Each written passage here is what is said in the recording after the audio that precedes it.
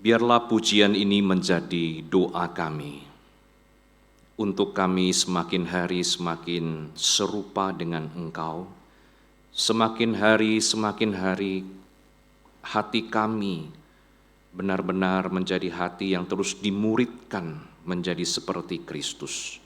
Tuhan, Engkau tahu bahwa untuk mencapai hal itu kami membutuhkan anugerah-Mu. Kami tidak bisa berjalan dengan kekuatan dan kesalehan kami. Tetapi sekali lagi kami memohon biarlah di dalam anugerah-Mu yang limpah itu yang akan menuntun kami. Termasuk juga ketika kami mendengarkan firman-Mu, biarlah hati seorang murid itulah yang ada di dalam hati kami. Hati yang terus mau belajar dan terus diajar untuk semakin mengerti firman-Mu dan juga dimampukan untuk menghidupinya dengan konsisten, dengan hati yang penuh kasih kepadamu. Terima kasih Bapa, ini kami datang kepadamu. Di dalam nama Tuhan Yesus kami berdoa. Amin. Shalom jemaat Tuhan. Terpujilah Tuhan yang sudah memimpin kita khususnya di dalam minggu yang pertama dalam bulan April ini. Kita bersyukur untuk kemurahan Tuhan yang telah memampukan kita juga untuk datang ke dalam rumah Tuhan untuk beribadah kepadanya. Mari Bapak Ibu Saudara-saudari, saya ajak kita untuk membuka firman Tuhan dari surat Roma pasal 3 ayat 19 hingga 26. Surat Roma pasal 3 ayat 19 hingga 26. Dari nats ini kita akan merenungkan sebuah tema yaitu pemuasan atas dosa.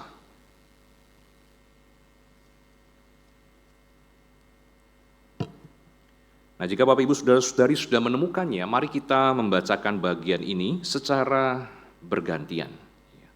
Ayat yang ganjil oleh saya, sedangkan ayat yang genap oleh Bapak Ibu Saudara-saudari, dan mari kita membacakannya dengan sepenuh hati kita, dengan fokus melihat apa yang ada di dalam diri manusia dan apa yang Tuhan kerjakan bagi kita manusia yang berdosa ini. Roma pasal 3 ayat 19 hingga 26. Ayat yang ganjil oleh saya, genap oleh Bapak Ibu Saudara-saudari, demikian seterusnya. Ayat 19. Namun kita tahu bahwa segala sesuatu yang tercantum dalam Taurat ditujukan kepada mereka yang hidup di bawah hukum Taurat, supaya tersumbat setiap mulut dan supaya seluruh dunia berada di bawah penghakiman Allah.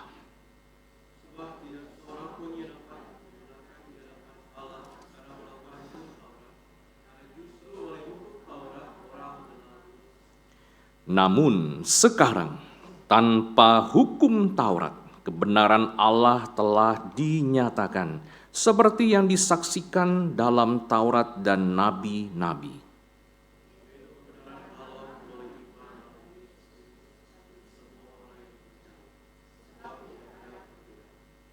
Karena semua orang telah berbuat dosa dan kehilangan kemuliaan Allah.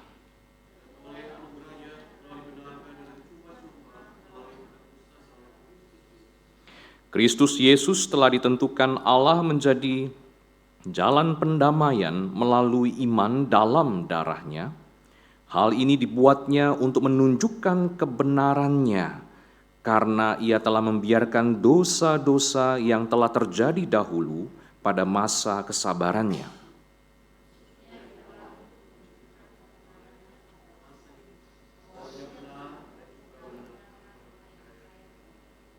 Ya, demikian pembacaan firman Tuhan.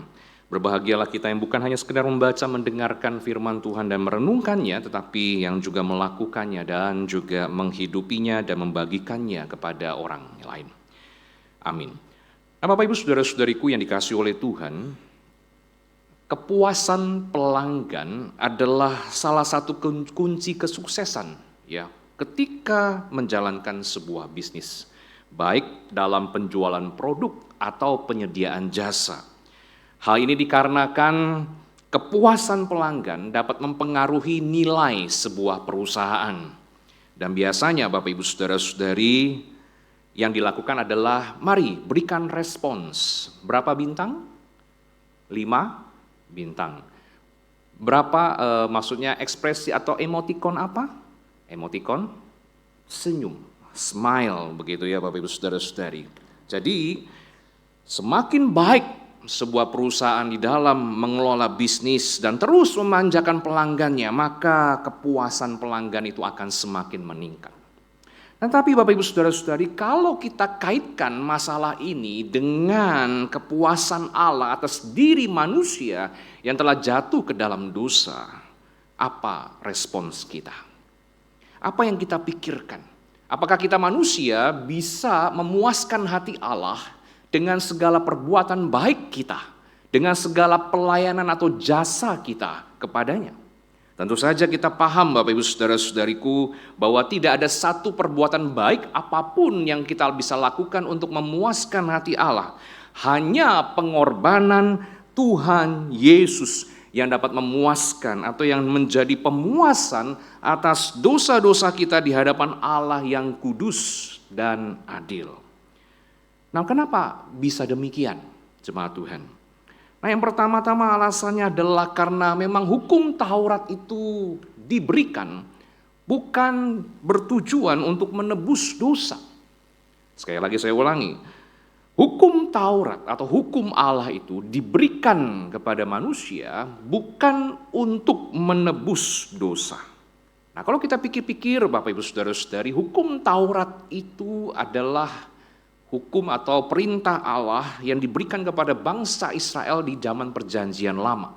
Biasanya secara sempit kita tahu hukum Allah itu disebut dengan 10 hukum di situ, ya. Ada hukum pertama hingga yang ke-10. Dan secara luas kita bisa menemukan bahwa hukum Allah itu ada di dalam kitab-kitab Taurat atau 5 kitab pertama yang ditulis oleh Musa di dalam Perjanjian Lama, yaitu Kejadian, Keluaran, Imamat, Bilangan, dan Ulangan.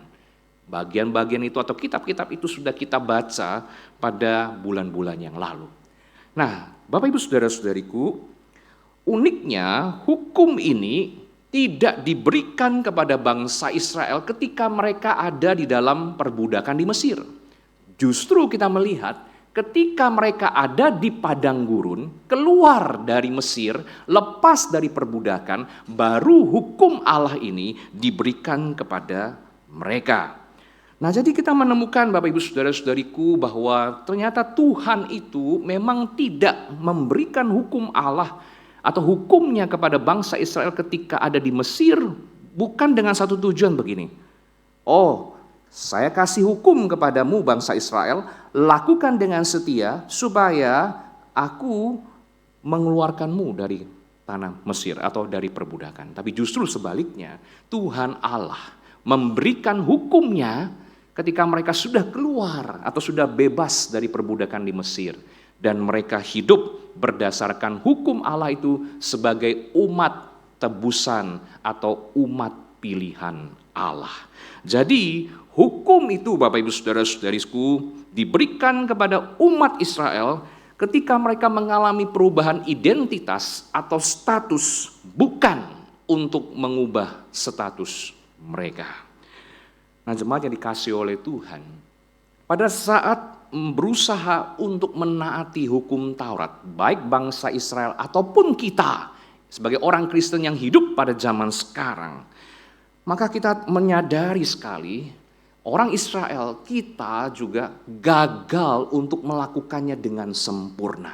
Artinya dalam kehidupan kita setiap hari ada 1 atau 2 hukum yang kita tidak bisa lakukan dengan sempurna. Kita gagal untuk melakukannya. Dan berdasarkan realita inilah kita memahami sebenarnya fungsi dari hukum itu adalah untuk menunjukkan dan menyadarkan kesalahan kita. Nah, seorang penafsir Alkitab yang bernama G.B. Phillips, dia pernah mengatakan demikian.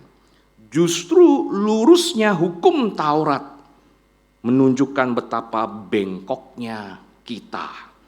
Nah, dari situ kita sadar betapa berdosanya kita, betapa lemahnya kita, betapa tidak berdayanya kita untuk mengatasi dosa dan kuasanya setiap kali kita ingin hidup taat berdasarkan perintah Allah. Dan ketika kita ingin mencoba untuk terus hidup taat berdasarkan perintah Allah, justru kita lebih sering untuk melanggarnya. Maka kemudian kita bisa berpikir, jangan-jangan supaya tidak melanggar hukum Taurat, ya enggak usah hidup berdasarkan hukum Taurat. Supaya apa? Supaya tidak melanggarnya. Nah, Bapak Ibu Saudara-saudari, itu pemikiran terbalik. Tapi justru kita mau menyadari begini. Ketika kita sebagai umat Allah, kita sebagai anak Tuhan, itulah identitas kita. Nah, bagaimana supaya kita hidup sesuai, selaras dengan identitas kita? Maka hiduplah sesuai dengan hukum Allah. Tetapi Bapak Ibu Saudara-saudariku, kita menyadari kelemahan kita, kegagalan kita untuk menaati hukum Allah dengan sempurna. Dan ada sebagian orang yang bereaksi ketika dia gagal untuk memenuhi hukum Allah. Apa reaksinya? Yang pertama, mungkin saja dia bisa menyangkali ketidaktaatan itu. Ya, jadi kalau kita gagal untuk menaati hukum Allah, kita menyangkal, enggak gagal kok, sedikit aja kok, masih enggak apa-apa gitu loh. Atau mungkin ada yang kita berargumen untuk membuktikan bahwa sebenarnya kita tidak bersalah. Ya, atau juga mungkin ada yang membela diri dan berkata bahwa ketika kita gagal atau kita bersalah atau kita lemah di dalam melakukan hukum Allah, kita berkata kita khilaf.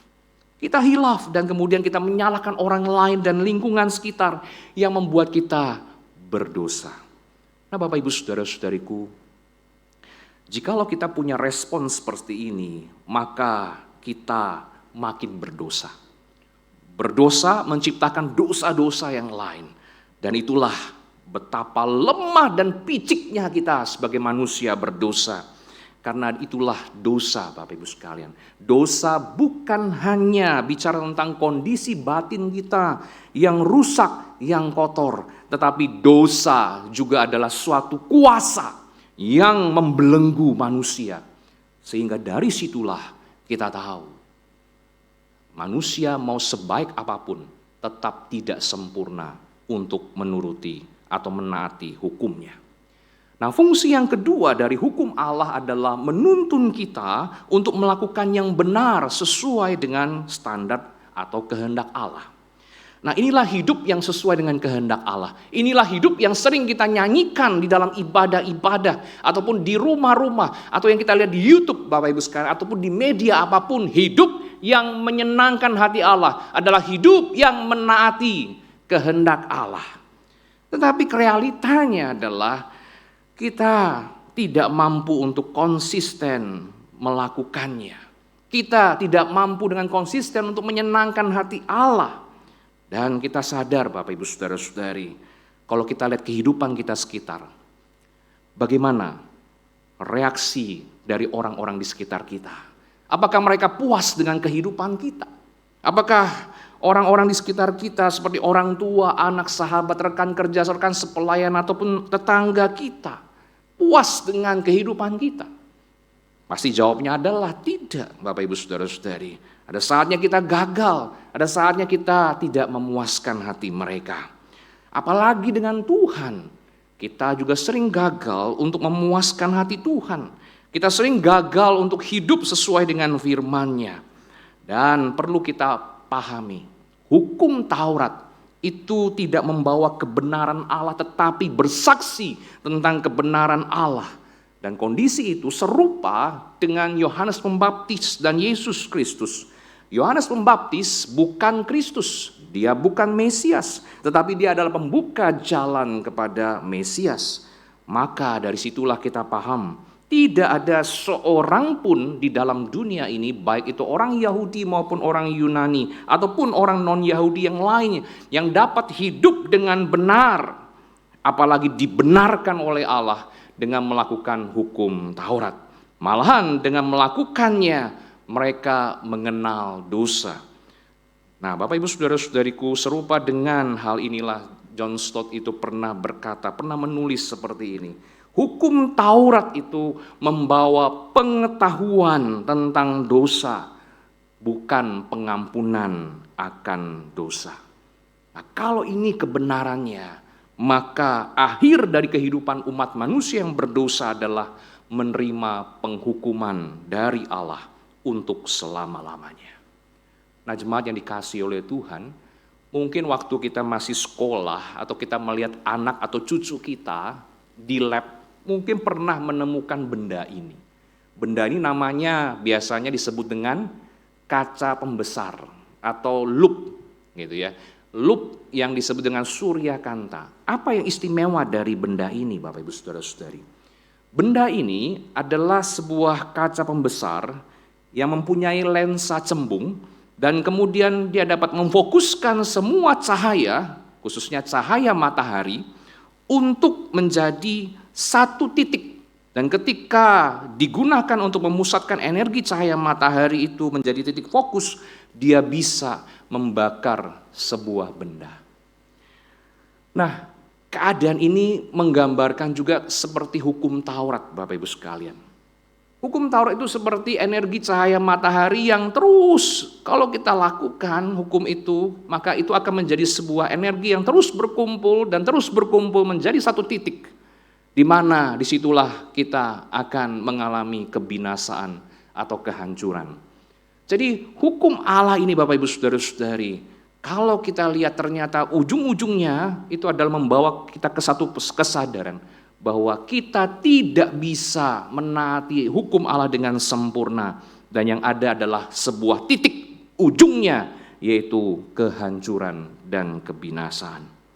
Jadi memang tidak ada jalan lain selain penghukuman bagi kita yang melanggar hukum Allah. Dan jika kita tidak pernah berdosa, Bapak Ibu Saudara-saudari, sekali lagi saya ulangi, jika kita tidak pernah jatuh dalam dosa, maka hukum Taurat kalau kita lakukan itu pasti akan membenarkan kita di hadapan Allah. Tetapi masalahnya adalah semua manusia di dalam dunia ini telah jatuh ke dalam dosa. Maka apapun hukumnya, jelas hukum itu tidak bisa kita taati dengan sempurna.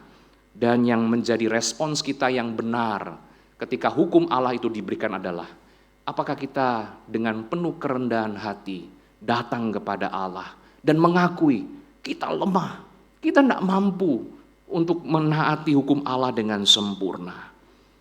Karena di dalam dunia ini kita diajar maksimalkan kemampuan kita.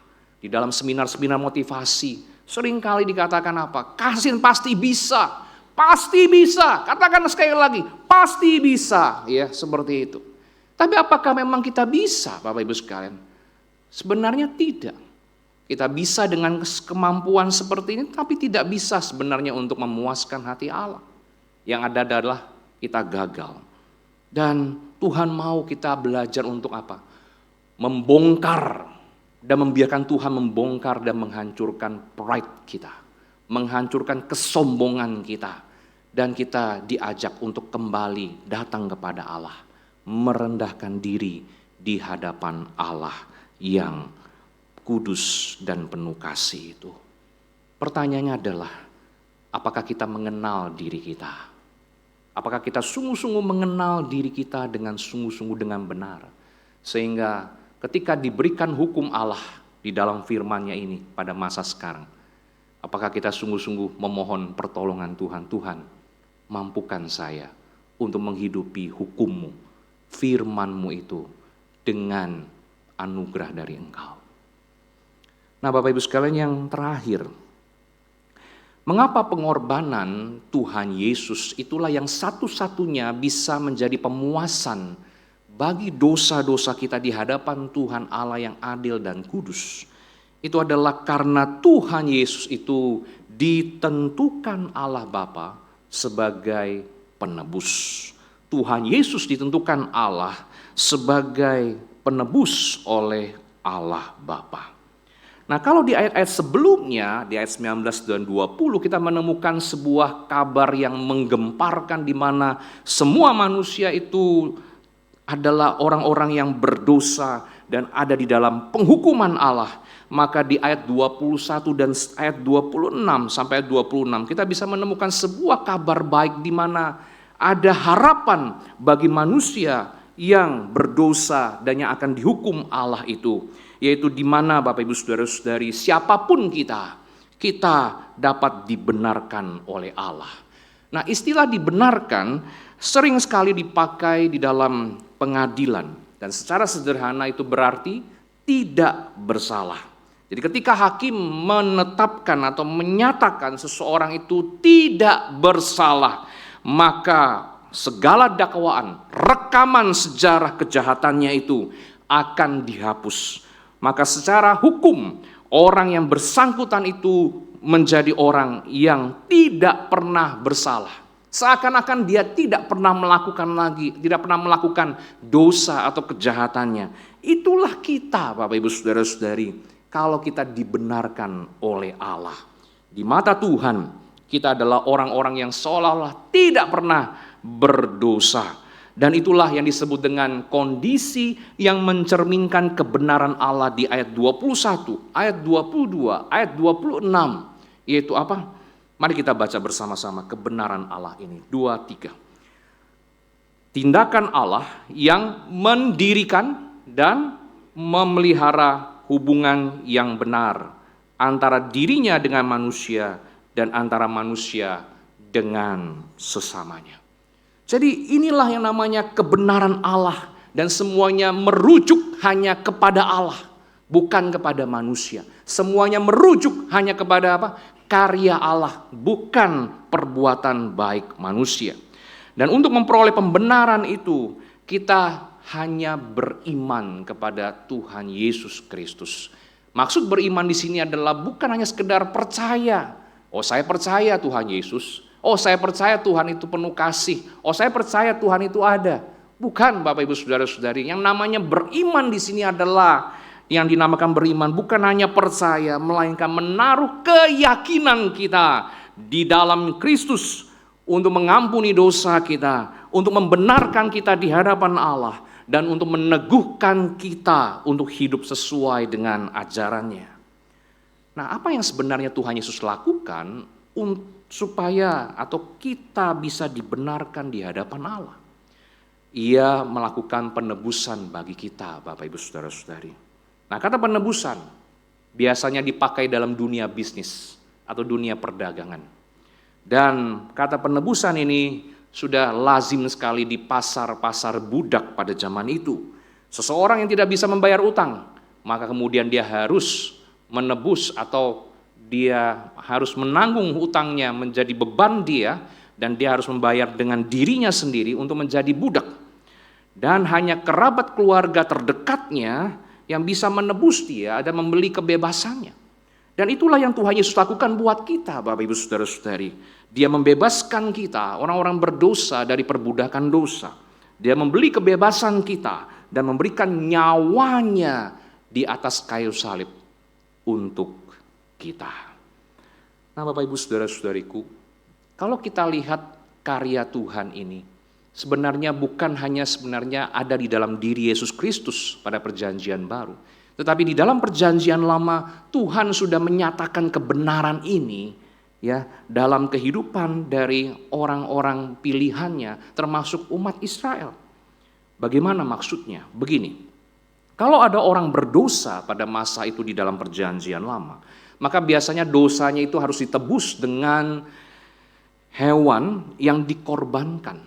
Dan ketika hewan itu dikorbankan, barulah ia menjadi tahir atau dia menjadi orang yang dikuduskan, orang yang berdamai dengan Allah. Dan hewan yang dikorbankan itulah yang menjadi simbol pengampunan dosa dari Allah.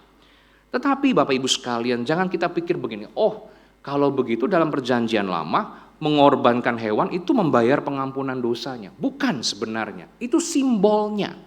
Tetapi siapa yang memberikan pengampunan itu sendiri? Tuhan.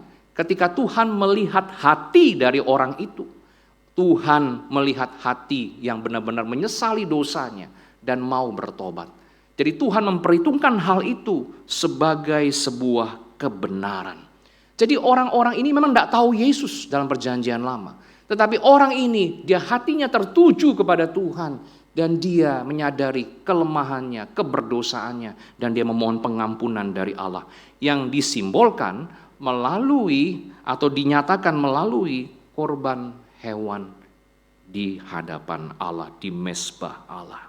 Nah, di dalam perjanjian baru kita melihat bahwa bagaimana Yesus Kristus itu dia membenarkan kita sehingga kita menjadi orang-orang yang diampuni oleh Allah Bapa. Dan dia, Yesus Kristus, itu mengambil posisi kita yang seharusnya kita dihukum mati. Dan dia menebus dosa kita. Nah, hal ini bukan hal yang seharusnya Tuhan lakukan, bukan? Hal yang wajar atau seharusnya adalah bagaimana Tuhan Allah kita murka dengan orang berdosa dan memberikan penghukuman kepadanya. Tetapi melalui pengorbanan Yesus Kristus itulah kemudian Tuhan kita menyatakan bahwa kematian Yesus adalah pengorbanan satu-satunya yang memuaskan murka Allah dan tuntutan keadilan Allah. Dan pengorbanan itulah yang kemudian memberikan kita pengampunan, kelepasan, dan kebebasan. Dan dialah Yesus Kristus yang kemudian menjadi jalan pendamaian atau propisiasi bagi kita yang telah menerima Kristus di dalam iman. Nah, seorang teolog Jerman yang bernama Johann A. Bengel, dia pernah mengatakan seperti ini Bapak Ibu sekalian, yaitu apa? Tentang paradoks utama dari Injil. Apa yang dia maksud dengan istilah ini? Maksudnya seperti ini. Allah adalah benar dan dia menerima orang berdosa sebagai orang benar. Nah, seharusnya yang wajar adalah Allah adalah benar, oleh karenanya dia menghukum orang yang berdosa sebagai penjahat. Tetapi di sini kita melihat sebuah paradoks yang besar. Allah adalah benar dan entah bagaimana karena anugerah atau kasih karunia yang luar biasa dan ajaib itu, Yesus datang menyadarkan manusia, dia menerima orang yang berdosa bukan sebagai penjahat, tetapi sebagai seorang anak yang telah dia kasihi. Karena Yesus Kristus telah, maka kita menerima anugerah Allah di mana dia membungkuk, dia mengasihani kita Bapak Ibu Saudara-saudari, orang yang tidak punya pengharapan ini. Dan itu seumpama seorang mama yang melihat anaknya jatuh. Ketika anaknya jatuh, maka kemudian mamanya ini membungkuk, mengulurkan tangannya, dan kemudian mengangkat bahkan menggendong anaknya yang baru jatuh itu. Bapak Ibu Saudara-saudari, itulah anugerah.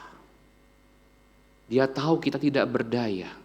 Dan dia punya daya, bahkan dia adidaya.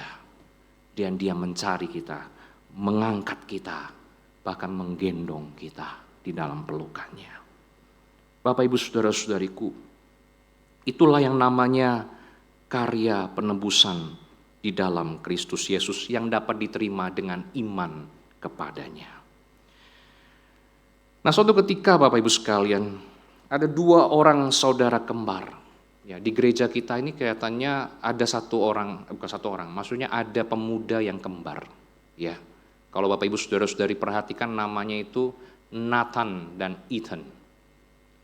Tapi di sini bukan nama itu. Namanya adalah Arman dan Arnold. Nah, ini sekali kisah sebuah cerita. Mereka punya karakter yang jauh berbeda. Arman itu punya karakter yang baik, yang setia, yang cerdas, penuh kasih. Sedangkan Arnold punya watak yang jahat, pemarah, dan pendendam. Nah, di dalam perjalanan hidupnya, Arman itu berpotensi dan kemudian dia akhirnya menjadi seorang hakim. Sedangkan Arnold itu pengangguran, hidupnya menjadi luntang-luntung. Nah, suatu hari Arnold itu terlibat dalam satu tindakan kejahatannya, akibatnya adalah dia harus dipenjara dan dijatuhi hukuman mati. Nah, akhirnya Bapak Ibu Saudara-saudari, pengadilan itu ya digelar. Dan memang ketika keputusan untuk dijatuhi hukuman mati itu dilakukan, pasti ada pemeriksaan, ada prosesnya. Dan tahukah Bapak Ibu sekalian, siapa yang menjadi hakim atas Arnold ini? Ternyata saudara kembarnya sendiri, yang namanya Arman itu. Nah, sebagai penegak hukum yang jujur, Arman itu harus bertindak dengan adil. Dan akhirnya, berdasarkan keputusan dan tuntutan yang ada, Arnold divonis hukuman mati. Nah, di dalam sel, Arnold itu sedang merenungi nasibnya. Besok pagi benar eksekusi akan dilaksanakan. Tiba-tiba terdengar bunyi langkah seseorang di penjara itu. Dan ternyata Arman, saudara kembarnya, mengunjungi Arnold. Dan ketika Arnold melihat Arman, dia membuang mukanya. Dia merasa kecewa dengan saudara kembarnya yang telah memvonisnya hukuman mati. Kemudian dia berkata kepada saudaranya, "Apa yang kamu lakukan di tempat ini, Bapak Hakim? Apakah Anda belum puas untuk memvonis saya dengan hukuman mati?" Kemudian Arman berkata, "Kamu jangan salah sangka. Aku datang ke sini untuk menggantikan posisimu. Maksudmu?" Kemudian Arman berkata, "Aku akan mengajakmu bertukar tempat. Wajah kita mirip. Tidak akan ada orang yang mencurigaimu. Segeralah lepas bajumu dan kenakan bajuku. Setelah itu keluarlah dari sini. Aku rela menerima hukuman dengan menggantikan posisimu." Kemudian Arnold dengan penuh kebingungan dia bertanya, "Mengapa kamu lakukan ini padaku?" Lalu jawaban Arman adalah, "Karena aku mengasihi." Pagi-pagi benar eksekusi dilakukan. Arman menggantikan kedudukan Arnold, mati di depan regu penembak itu. Dan itulah yang namanya harga sebuah kasih. Itulah yang Tuhan Yesus lakukan buat kita, Bapak Ibu Saudara-saudari. Dia menggantikan kita. Sehingga dengan pengorbanan itulah, barulah murka Allah itu bisa dipuaskan. Nah, jemaat yang dikasihi oleh Tuhan, mari kita lihat diri kita. Apakah kita sudah benar-benar beriman kepada Tuhan kita Yesus Kristus? Atau kita cuma sekedar percaya saja, tapi kita tidak mengimani atau menyerahkan hidup kita kepada Tuhan kita Yesus Kristus sebagai Tuhan dan Juru Selamat kita. Nah, cuma mungkin kita kadang-kadang bisa berpikir, Bapak Ibu sekalian, oh jangan-jangan Tuhan kita ini adalah Tuhan yang mudah berubah-berubah ya. Swingnya begitu cepat, atau ada satu istilah namanya mood swing. Hari ini baik, besok jahat. Hari ini penuh kasih, besok marah-marah, murka begitu. Tapi tidak, Bapak Ibu sekalian, sifat Allah tidak pernah berubah. Sifat Allah, Bapak Ibu sekalian, kalau kita lihat di dalam firman-Nya ini, memberikan satu pemahaman kepada kita bahwa Allah itu, Bapak Ibu sekalian, adalah Allah yang memang kekal, konsisten, tidak pernah berubah dalam sifatnya. Dan karena itulah, maka Kristus mati bagi kita. Tuhan, Dia tidak bisa melawan sifatnya sendiri, bukan? Dia Allah yang penuh dengan keadilan, dengan kekudusan. Maka ketika dia berespon dengan semua dosa manusia, dia murka dengan semua itu adalah hal yang wajar. Tetapi di sisi yang lain, Bapak Ibu sekalian, dia tahu, dia tidak dapat melakukan semua itu karena dia mengasihi manusia yang berdosa.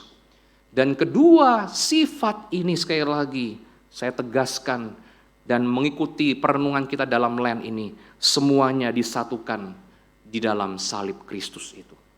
Salib itulah, Bapak Ibu Saudara-saudari, yang menjadi karya Tuhan, di mana dua sifat Allah itu dipadukan menjadi sesuatu yang harmonis. Tidak pernah bertentangan dengan kekudusan Allah, tetapi juga tidak menjadi sesuatu yang melawan kasih Allah.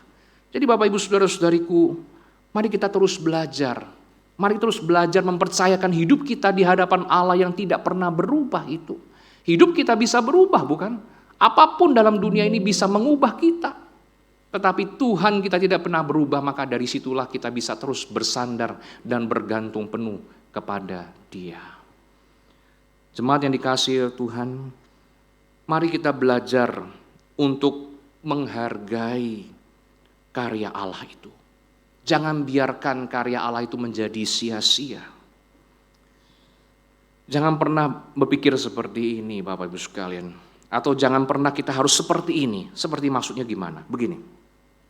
kita tidak akan menghargai Injil Kristus sampai hukum Taurat dibukakan bagi kita. Kita tidak akan mengakui bahwa kita membutuhkan Injil Kristus membalut luka kita sampai hukum Taurat itu menumbuk dan memukul kita.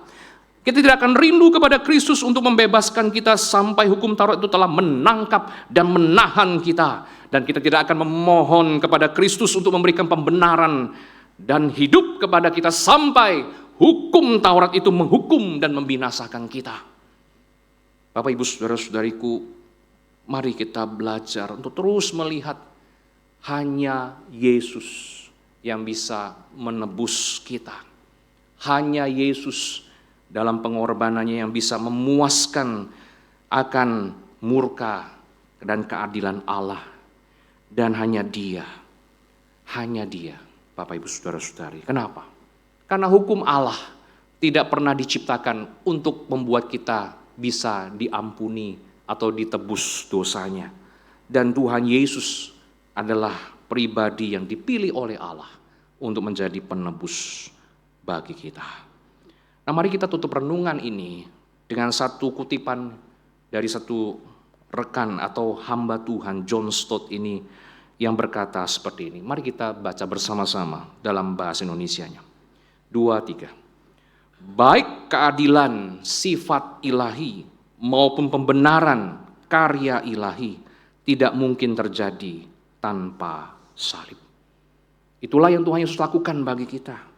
Disitulah pemuasan atas dosa dan hukumannya dilakukan. Mari kita berdoa.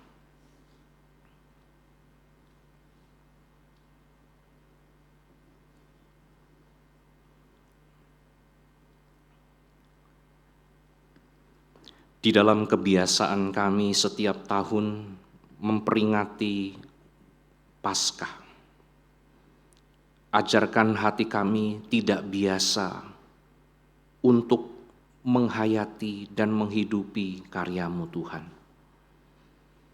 Karena kami tahu, kalau kami menjadikan hari raya Paskah Jumat Agung itu sebagai satu kebiasaan saja, maka sebenarnya tidak ada lagi hal yang khusus di dalam iman kami kepada Engkau.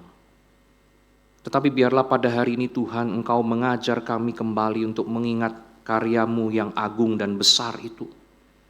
Dan pengorbanan-Mu lah ya Tuhan yang bisa memuaskan dan memenuhi akan tuntutan keadilan Allah. Tidak ada satupun dari kami yang bisa mengusahakannya. Kalau dalam dunia bisnis, kepuasan pelanggan bisa terus diusahakan, bisa terus dievaluasi dan terus dikembangkan, maka kami tahu kepuasan dari hati Allah. Tidak ada siapapun yang bisa mengusahakannya dan memberikannya kecuali Engkau, Yesus Tuhan kami.